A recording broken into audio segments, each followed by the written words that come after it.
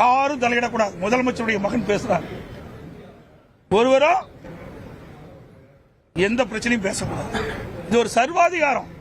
மக்களுக்காகத்தான் சட்டமன்றம், சட்டமன்றத்துக்காக மக்கள் அல்ல. அதை இந்த முதலமைச்சர் உணர வேண்டும், சட்டப்பேரவைத் தலைவர் உணர வேண்டும்.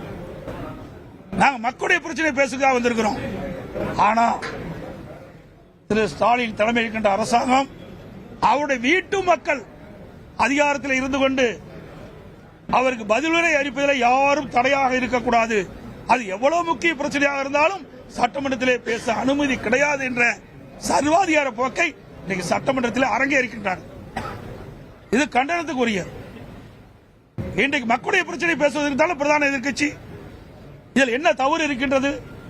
நாங்கள் பேசிய பிறகு நீங்கள் உங்கள் பதிலுரை தொடருங்கள், அதைத்தான் நாங்களும் குறிப்பிட்டோம்.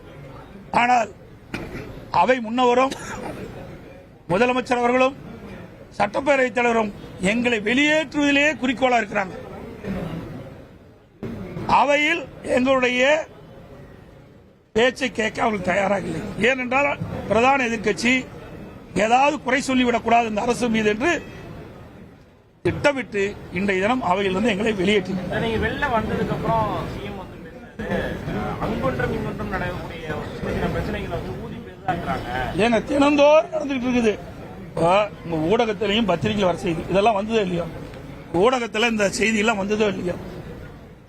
இந்த காவலர் அடித்து கொன்ற செய்தி எல்லா பத்திரிகையிலும் ஊடகத்திலையும் வந்திருக்குது. அதுபோல பெண் பயிற்சி மருத்துவர் கடத்தப்படுகின்ற சம்பவம் எல்லா தொலைக்காட்சியிலும் வந்திருக்குது. இது அரசுடைய கவனத்திற்கு கொண்டு வந்து அரசு என்ன நடவடிக்கை எடுத்தது என்பதை மக்கள் தெரிந்து கொள்ள வேண்டும். அதுக்காகத்தான் கொண்டாடுறோம். இதுல ஏன் தடை போறீங்க?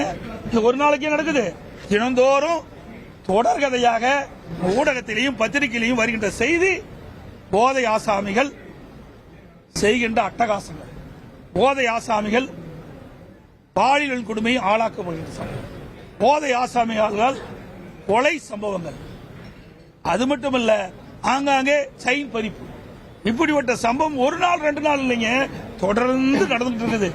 அப்போ ஒரு செயலற்ற அரசாங்கம் தான் இன்னைக்கு செயல்பட்டு கொண்டிருக்கிறது. மக்களை யார் பாதுகாப்பது? அரசாங்கம் தான் பாதுகாக்கணும். அதை முறையாக எடுத்துச் சொல்வது எதிர்க்கட்சியுடைய கடமை. அது கூட செய்யக்கூடாது.